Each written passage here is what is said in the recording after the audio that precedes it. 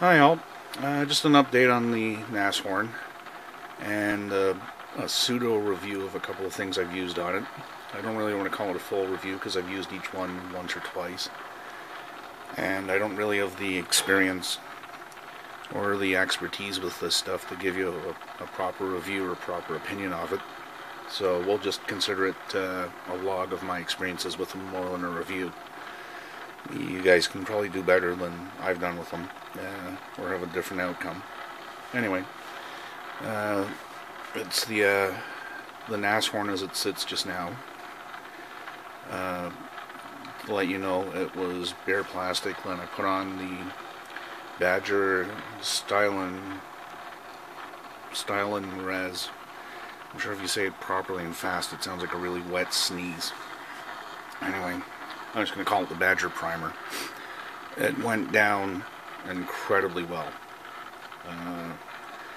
They call it self-leveling, and it probably redefines that term for me. I've used both the gray on the Nashorn and I used the black on the figures. Same result with the two colors. I haven't tried the white yet. I'll get around to that at some point. I used the gray in two sets. One for the wheels and the gun, and then later on when I did the actual vehicle itself, the hull. So I had two slightly different experiences. I sprayed it both times out of a Neo, which is a 3.5 needle, at 30 psi. The first time I just kept spraying through and adding the primer as I went along and as I needed. And by the time I was done, it was almost dry in the cup, which was a real bugger to get out. The second time, every 5 or 10 minutes I would put in a third of a cup or a quarter of a cup, use it, and then I would quickly flush it out with a cleaner before I added more in, and didn't have the problem with the cup or with the primer drying in the cup. So that's my only advice on this stuff, is clean the cup as you go. Don't let it dry in there, and especially don't let it dry inside the airbrush, or it'll be a real bugger to get out. So that's on top of the plastic. Then there's no gloss coats or varnishes on there at all just now. Then what went on is Mig Chipping fluid. First time trying anything like this, first time trying a chipping effect.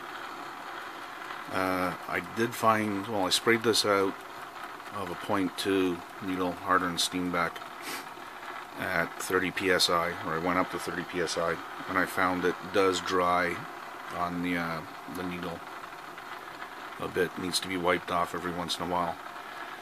My advice with this, or what I'm going to do in the future, is use this in the Neo, use the larger needle.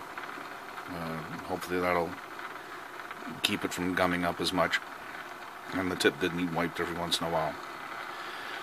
So over top of that went Mig's,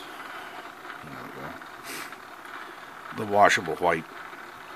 I didn't quite get the result I wanted out of the combination.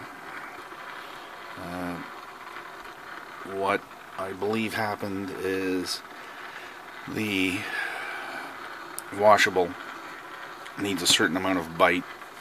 It needs to be able to stick to the subject itself, and in order to allow you to wipe off the residual amounts as much as you want, to the effect you want. And I believe that the chipping fluid sort of counteracts the abilities or benefits of the washable camo. So I got far more chipping done than I did washing with this. And I tried it with a light brush, a very flimsy, soft, gentle brush. And for the most part I got chipping more than washable. Where I went for the wash, it ended up just chipping off.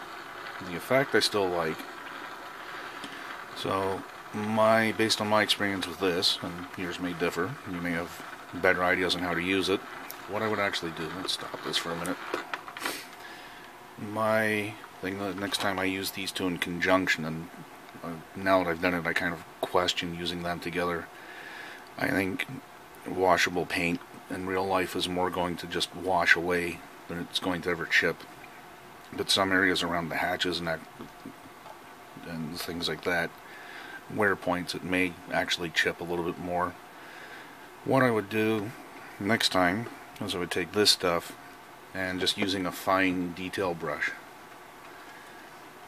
you got kicking around, just dab it around the areas you want it instead of spraying it all over, and that way you'll get the washable effect most of the areas.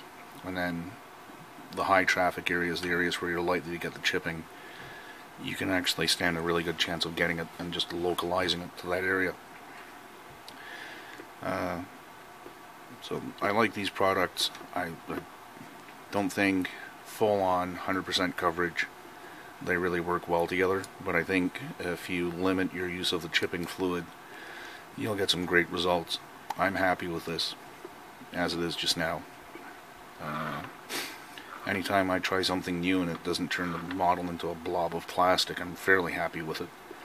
And just so you know, the gun's not sitting in its proper position. I'm just taking it in and out to work on it.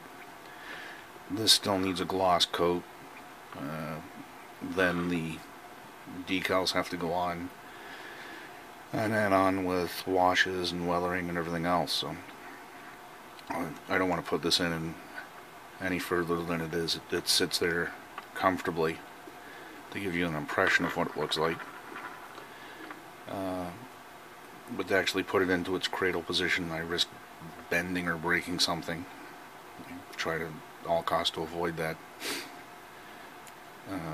But I'm happy with where it is. If you compare that to the picture that, or the artwork that I'm trying to model, it's fairly close.